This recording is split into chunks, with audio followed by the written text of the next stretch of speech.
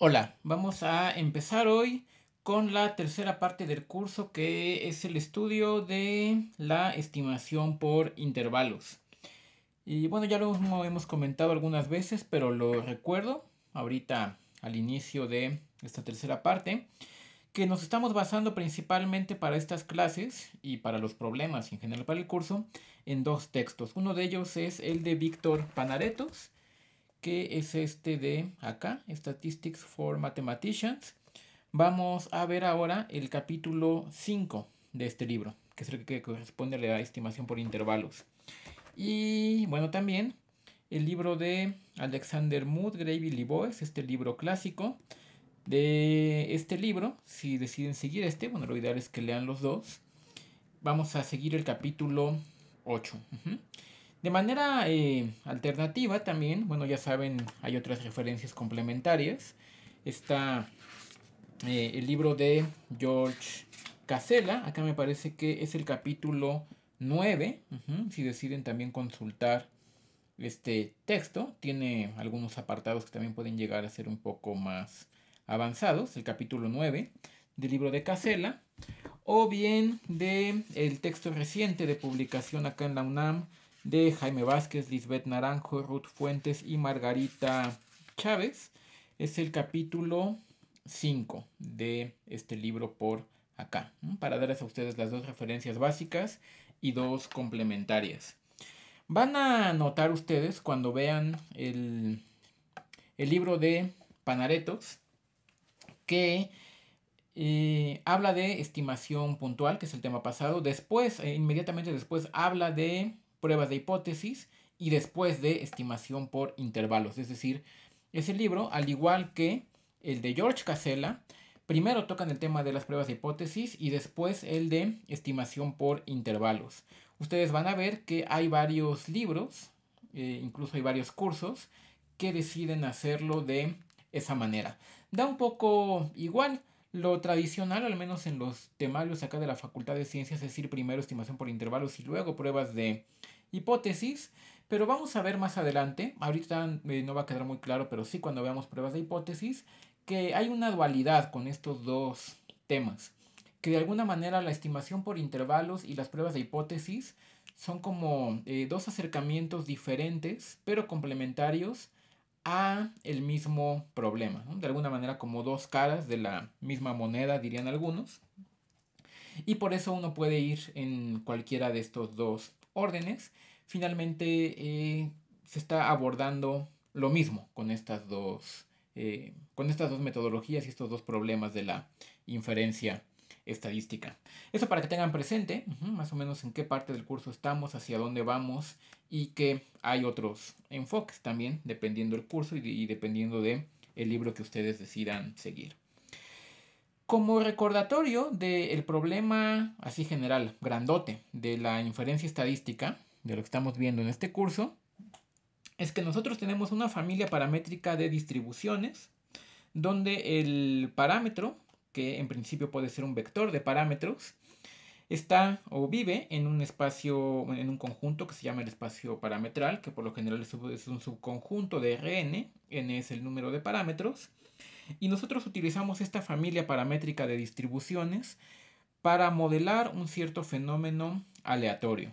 Nosotros conocemos cuál es esta familia paramétrica de distribuciones, es decir, nosotros sabemos, por el motivo que sea, ya sea porque lo proponemos o porque lo sabemos de algún otro modo, que esta es una familia de distribuciones gaussianas, exponenciales, gamas, betas, poissones, bernoullis, etc. Eso lo sabemos. Lo que no sabemos nosotros es el verdadero valor del parámetro o del vector de parámetros. Sin embargo, nosotros podemos realizar podemos observar n realizaciones independientes de este fenómeno, x1 hasta xn, que son variables aleatorias, independientes por construcción y todas con la misma distribución marginal f de teta, esta de acá. Y esas observaciones son generadas por un valor particular de el parámetro, y la cosa es que nosotros quisiéramos conocer el verdadero valor de este parámetro, el que produjo estas observaciones, pero no lo conocemos. Algunos textos llaman a este verdadero valor del parámetro o del vector de parámetros el verdadero estado de las cosas, que es en donde radica lo desconocido para nosotros. Lo que tiene que hacer el estadístico es tomar la muestra aleatoria, las n observaciones independientes de este fenómeno, y con base en ellas hacer inferencias sobre el parámetro θ, idealmente cuál es el verdadero valor del parámetro θ o de alguna función del verdadero valor del parámetro. Para eso existe todo esto que estábamos viendo y que nos llevó algunas semanas de los estimadores puntuales. Un estimador puntual es una estadística, por lo tanto una variable aleatoria, depende de la muestra que es aleatoria, que idealmente su distribución debería de estar centrada, más o menos, o cerca del verdadero valor del parámetro. Esa era la idea de los estimadores puntuales. Vimos ya, aquí lo anotamos, un tipo particular de inferencia. Que es la estimación puntual. Vamos a ver en este curso 3 tipos de inferencia: estimación puntual por intervalos y pruebas de hipótesis. Repitiendo que los últimos 2 son de alguna manera diferentes manifestaciones de un mismo fenómeno, pues, ¿no? Es como lo mismo visto de manera diferente. Eso va a quedar claro hacia el final del curso. Y bueno, ahí cuando veíamos la estimación puntual, el objetivo era encontrar el verdadero valor de θ de la manera más exacta y precisa posible. Eso era lo que nosotros queríamos lograr. Lo que queríamos ahí era encontrar el verdadero valor de θ a través de nuestros estimadores de la manera más exacta y precisa posible. Vimos también un criterio para decir cuándo un estimador es bueno y cuándo es malo, y con base en ese criterio cuál es el mejor estimador puntual. Bueno, supongamos que T es un estimador puntual de tau de θ.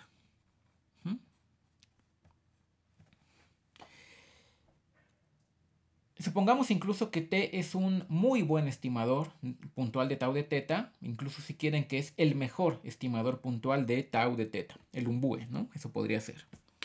Aún así, la probabilidad de que nuestra estimación sea igual al verdadero valor de tau de θ es muy baja en el mejor de los casos, cuando la distribución es discreta, o de plano es cero en el peor de los casos, cuando la distribución es continua. Sin embargo, bueno, la probabilidad, vamos a poner aquí la proba significa probabilidad, de que nuestra estimación con t y x minúsculas, porque ya es algo observado, sea igual al verdadero valor del parámetro, o de tau de θ, perdón, sea igual a tau de θ, es muy baja, si bien nos va, en el mejor de los casos, que sería el caso en el que f es una función de masa de probabilidad, es decir, el caso discreto, o de plano es cero en el peor de los casos, es cero en el peor de los casos, que sería cuando f es una densidad, el caso continuo. PMF significa Probability Mass Function, PDF significa Probability Density Function. Bueno, entonces estamos diciendo que, vamos a pensar que estamos en el caso continuo. Un estimador muy malo tiene probabilidad 0 de atinarle a tau de θ, y un estimador muy bueno también tiene probabilidad 0 de atinarle a tau de θ. Todos los estimadores, sean buenos, regulares o malos, tienen probabilidad 0 de atinarle al verdadero valor de tau de θ, porque es una distribución continua, y en una distribución continua la probabilidad de observar un valor puntual específico siempre es 0. E incluso si fuera el caso discreto, los estimadores malos tienen probabilidad baja de atinarle a tau de teta y los buenos también tienen probabilidad baja de atinarle a tau de teta. Es decir, pues eso como que se podría... deja algo que desear, pues, ¿no? Sin embargo, o sea, nosotros sabemos, por todo lo que discutimos en las semanas pasadas, que si t es un buen estimador de tau de teta, es un buen estimador de tau de teta, pues el valor, bueno, sí, el valor de nuestra estimación no puede andar tan lejos del verdadero valor de tau de teta, porque en ello radica que t sea un buen estimador. Entonces, nuestra estimación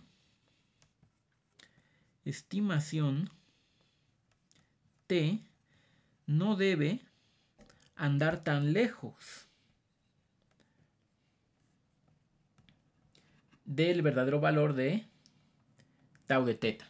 Sí, ok, su probabilidad de atinar la tau de teta es 0, igual que con los estimadores malos, pero a diferencia de los estimadores malos, este no puede andar muy lejos de tau de teta.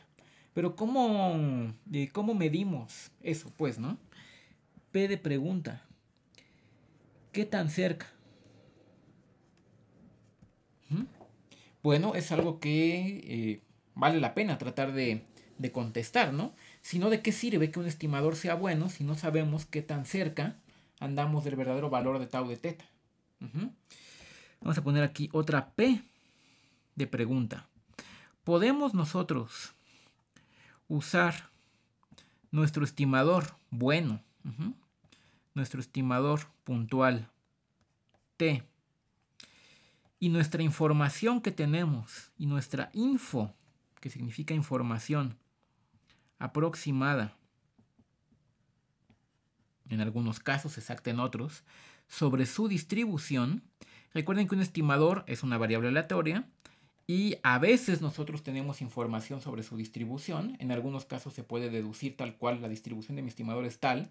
En otras ocasiones hay que apelar a teoremas de límite central para aproximar su distribución a través de distribuciones, por lo general normales o gaussianas. Pero bueno, la pregunta es, ¿podemos utilizar nuestro estimador y esa información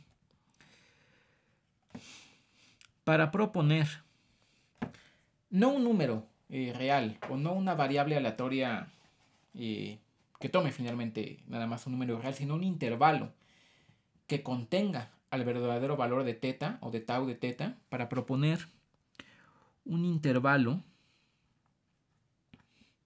con alta probabilidad, proba significa probabilidad, de contener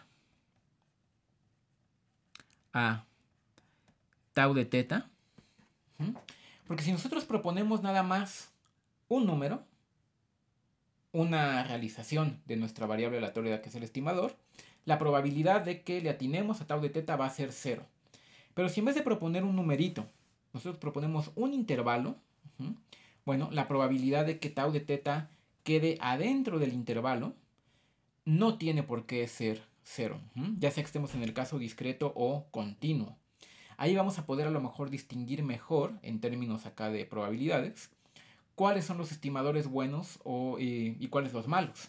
Se va a diferenciar más. Un estimador bueno, con un estimador bueno, nosotros deseamos proponer un intervalo con una probabilidad alta de contener a tau de teta. Un estimador malo, pues nos va a llevar a un intervalo, más o menos, con una probabilidad no tan alta de contener a tau de teta. Bueno, podemos nosotros proponer un estimador de esta manera, no un estadístico, un número real, sino un intervalo que idealmente tau de teta esté contenido ahí. Y nosotros podamos decir, mira, yo creo que tau de teta está entre este valor y este otro con probabilidad positiva, diferente de 0. Respuesta, sí, sí podemos. Eso es lo que vamos a hacer en las siguientes 3 semanas. De eso se trata el problema de estimación por intervalos. Y vamos a empezar con un ejemplo clásico y que bueno, suelen ser buenos para las clases y para empezar porque uno conoce bien la distribución normal, que es cuando nosotros tomamos muestras de una distribución normal, en este caso vamos a suponer con varianza conocida, la media es desconocida y nosotros queremos hacer inferencias sobre la media. Entonces supongamos que hay una población que sigue una distribución normal con media desconocida y varianza conocida igual a 9. Por supuesto que estos son ejemplos nada más como del libro, ¿no? Uno puede argumentar, oiga, profesor, ¿y cómo es posible que nosotros conozcamos, que no conozcamos la media, pero sí la varianza? ¿En qué situación real se da eso? Bueno, es difícil, pues, ¿no? Encontrar algo en el que tal cual conozcamos la varianza y no la media. Puede ocurrir en diferentes situaciones de manera aproximada, pero este es un ejemplo, pues, del libro para motivar la discusión nada más, ¿no? Observamos una muestra de tamaño 4 y observamos la siguiente muestra. Hacemos 4 observaciones independientes de este fenómeno. 1.2 es la primera observación que sacamos. Después 3.4, 0.6 y 5.6. Esta es nuestra muestra. Bueno, queremos hacer inferencias sobre mu. Es decir, por dónde anda el verdadero valor de la media con base en esta muestra de tamaño 4, con estas 4 observaciones. Lo primero que haría un estudiante que ha puesto atención a este curso de inferencia estadística es decir, yo sé, profesor, vamos a dar el estimador de máxima verosimilitud porque usted nos dijo que ese estimador era muy bueno por no sé qué. Muy bien, es una muy buena idea. El estimador de máxima verosimilitud para la media, ya vimos que es el promedio muestral. Vamos a poner aquí el estimador de máxima verosimilitud, mu gorrito, subíndice MLE, gorrito significa estimador, MLE significa Maximum Likelihood Estimator, es igual a X bar. Eso ya lo vimos en la parte pasada del curso.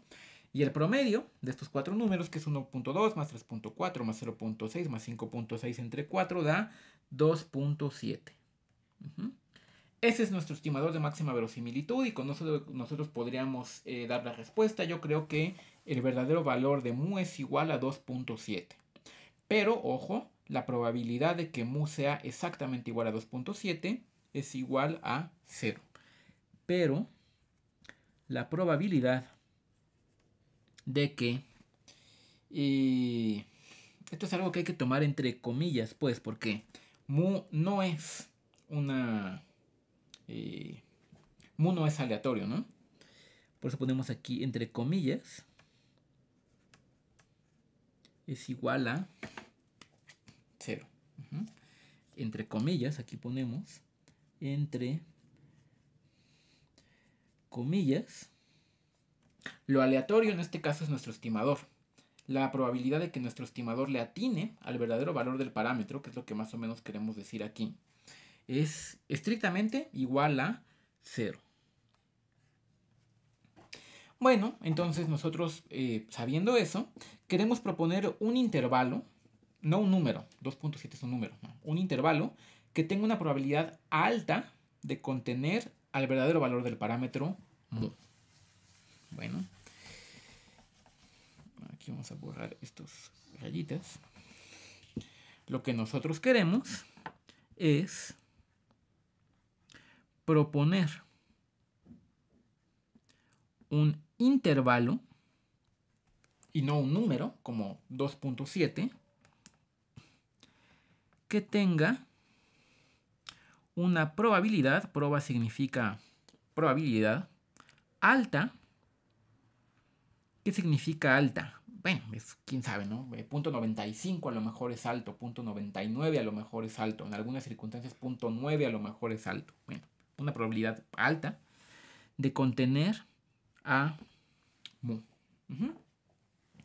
¿Cómo hacemos? ¿Cómo hacemos? Bueno, vamos a utilizar todo lo que nosotros sabemos sobre la distribución de el estimador de máxima verosimilitud, de la distribución normal y demás cosas, a ver a qué podemos llegar. Bueno, cada una de las observaciones que nosotros realizamos, pues es una variable aleatoria que sigue esta distribución. Una normal con media, quién sabe cuánto vale la media, y varianza 9. Recordemos que la suma de variables aleatorias normales es una variable aleatoria normal y por lo tanto también el promedio de normales es normal. En este caso, la esperanza de nuestro estimador de máxima verosimilitud, es decir, la esperanza de el promedio muestral, bueno, pues el promedio muestral es la suma desde igual 1 hasta 4, porque son 4 observaciones, dividido entre 4. Un cuarto lo podemos sacar de la esperanza. Y la suma la podemos abrir de este modo. No.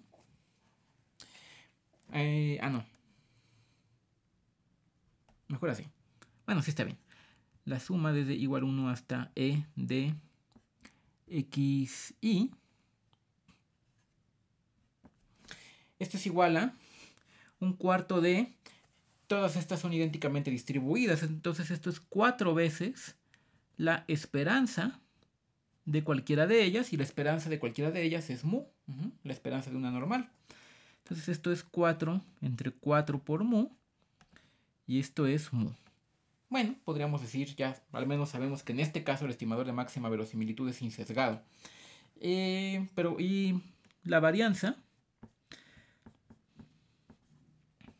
del estimador de máxima verosimilitud, pues es la varianza de el promedio. Recuerden que son independientes, entonces todas las covarianzas son 0. Un cuarto lo podemos sacar al cuadrado de la varianza. Esto es 1 entre 16 por la suma de las varianzas, puesto por independencia, por la suma de las varianzas de x, y, utilizando el hecho de que son independientes e idénticamente distribuidas. Entonces todas tienen la misma varianza, las covarianzas son 0. Esto es un sexto de 4 veces la varianza de cualquiera de ellas. 4 entre 16 es un cuarto de la varianza es sigma cuadrada. Y sigma cuadrada nosotros sabemos que es igual a 9.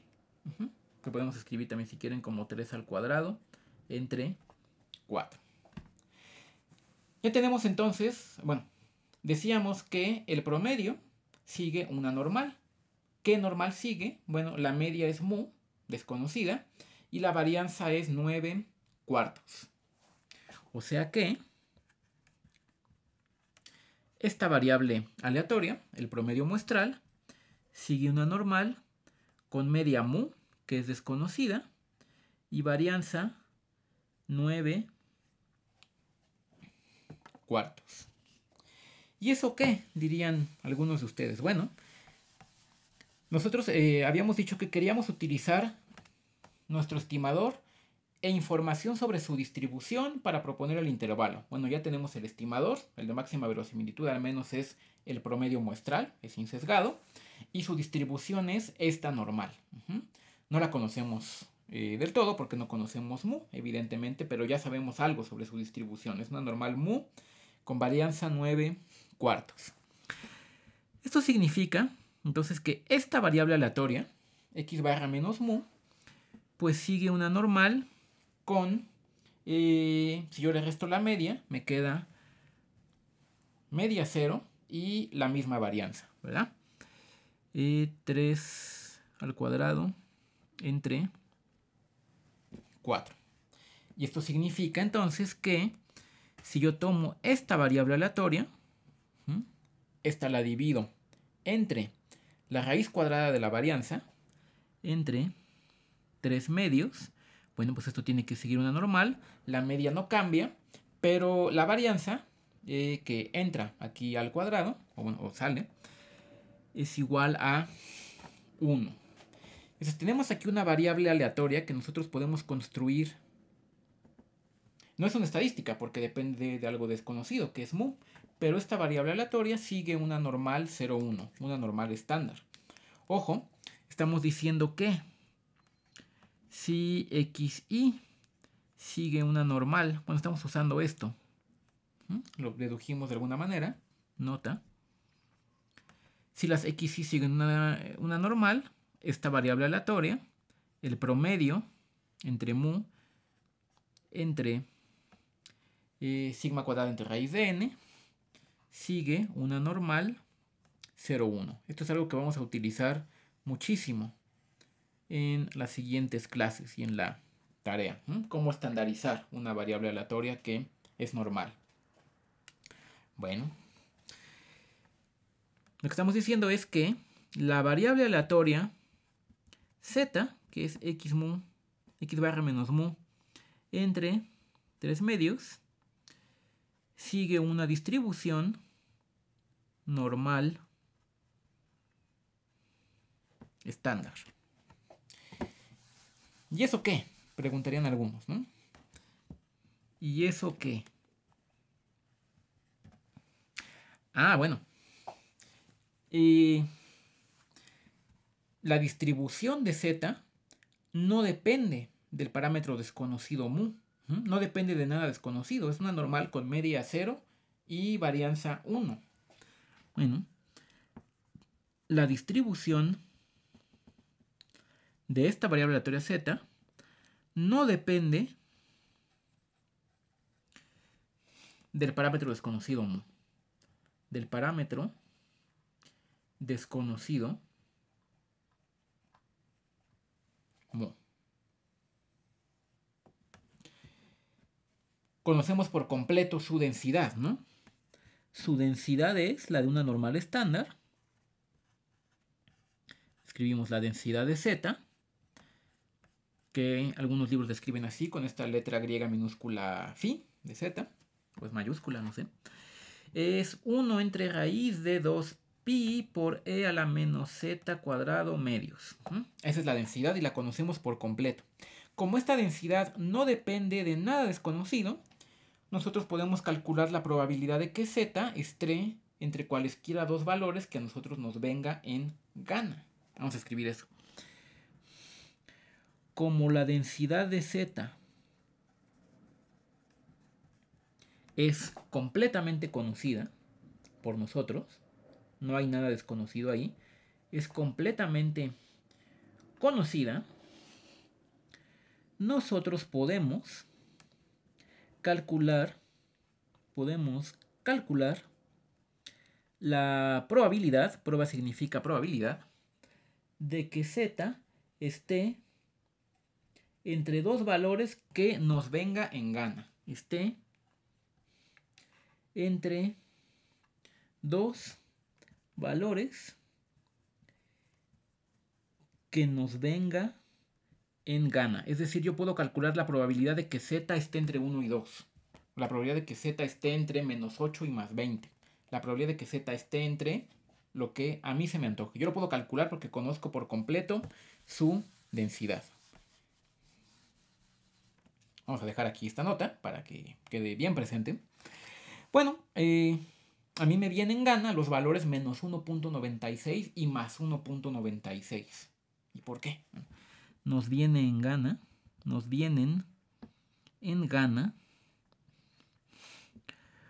valores menos 1.96 y más 1.96.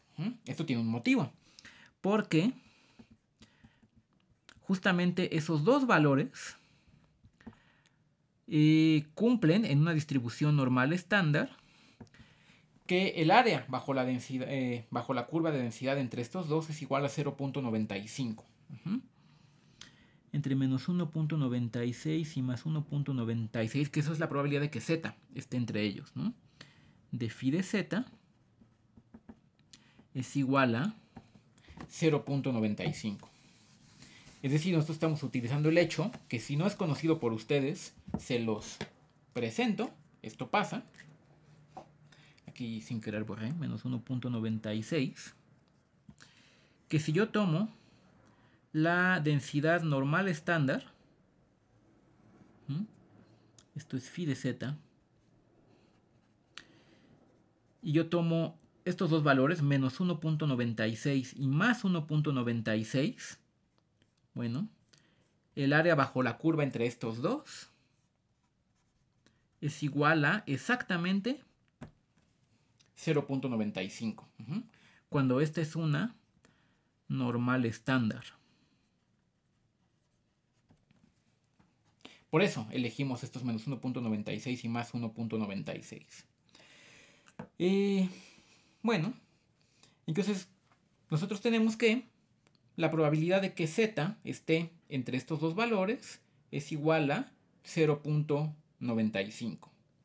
Ahora observemos lo siguiente. Observemos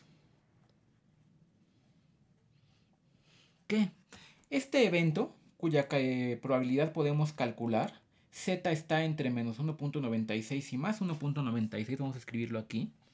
Esto es un evento aleatorio porque z es una variable aleatoria, más 1.96 es equivalente a este otro. Bueno, esto ocurre sí, solo sí.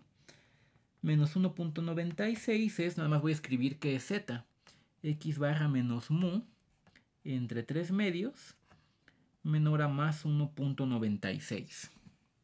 Ahora yo voy a jugar con esta desigualdad doble. Voy a despejar mu de esta doble desigualdad.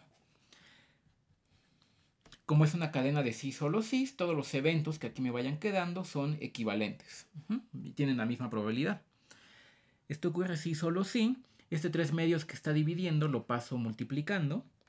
Menos 1.96 por 3 medios es menor que x barra menos mu menor que más 1.96 por 3 medios. Este x barra que está sumando lo paso restando a los dos lados externos de la desigualdad. Esto ocurre sí, solo sí. Menos x barra menos 1.96 por 3 medios es menor que menos mu, tiene signo menos, menor que menos x barra, lo paso restando, más 1.96 por 3 medios. Y esto ocurre si solo si. Yo voy a multiplicar los tres lados de la desigualdad por menos 1. Entonces cambio todos los signos y se me voltean las desigualdades. Y me queda que, esto es equivalente al evento, x barra menos 1.96 por 3 medios es menor a mu, es menor a x barra más 1.96 por 3 medios. O sea, lo que estamos diciendo es que la probabilidad de que mu, que es lo que nosotros queremos conocer, esté entre este número y este, es de 0.95. O sea, lo que estamos diciendo, como dicen ustedes los jóvenes, o sea, ¿ves? La probabilidad de que mu esté entre x barra menos 1.96 por 3 medios y x barra más 1.96 por 3 medios es igual a 0.95. Como x barra es igual a, ya habíamos dicho, déjenme ver mis notas, x barra es igual a 2.7, la probabilidad de que mu esté entre 0.24, probabilidad entre comillas, y 5.64 es igual a 0. Perdón, me quedó mucho eco. Es igual a 0.95. Esto es algo informal, ojo. Esto es algo medio informal, y por eso entre comillas, medio informal, porque mu no es una variable aleatoria. Entonces realmente como que no tiene sentido decir cuál es la probabilidad de que mu esté entre esto y esto, porque mu no es aleatorio. Entonces no podemos preguntarnos la probabilidad de que mu haga tal o tal cosa. Por eso ponemos esto entre comillas, ahorita nada más como para motivar la discusión que vamos a dar más adelante. Vamos a poner aquí las comillas en rojo. Pero lo que estamos diciendo de alguna manera es que el intervalo menos 0.24 y 5.64 tiene un chance alto. ¿Qué tan alto? 0.95 de contener al verdadero valor de mu. Es decir, en vez de dar una estimación tal cual como 2.7, una estimación puntual, estamos dando un intervalo. Nosotros creemos que mu debe estar entre menos 0.24 y 5.64. Sería poco creíble, poco plausible que estuviera por debajo, y también sería poco creíble, poco plausible que estuviera por encima. Esto lo vamos a comentar con más detalle en la siguiente clase. Pero básicamente la idea es esta: utilizar un estimador bueno, el de máxima verosimilitud en este caso, e información sobre su distribución. Nosotros lo tuvimos que deducir de alguna manera. Sabemos que sigue una normal, porque la suma de normales es normal. No sabíamos qué normal exactamente. Bueno, calculamos a mano su media, su varianza, para saber qué distribución sigue el estimador puntual, y con base en eso nosotros construimos este intervalo. Bueno, esa es la idea general, ¿no? Idea: usar un estimador puntual bueno, un estimador puntual bueno, y la información sobre su distribución,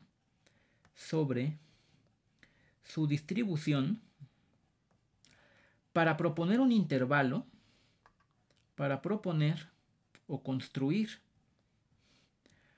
un intervalo con hay que evitar la palabra probabilidad, chance, por lo pronto vamos a dejarlo así, alto, de contener a teta, o si es el caso, a tau de teta. Vamos a cambiar esta palabra chance por confianza. Y vamos entonces a hablar de intervalos de confianza, que vamos a definir con rigor en la siguiente clase. Por lo pronto, esta es la idea de cuál es el problema, cómo pretendemos resolverlo y hacia dónde nos dirigimos. Bueno, muchas gracias y nos vemos en el siguiente video.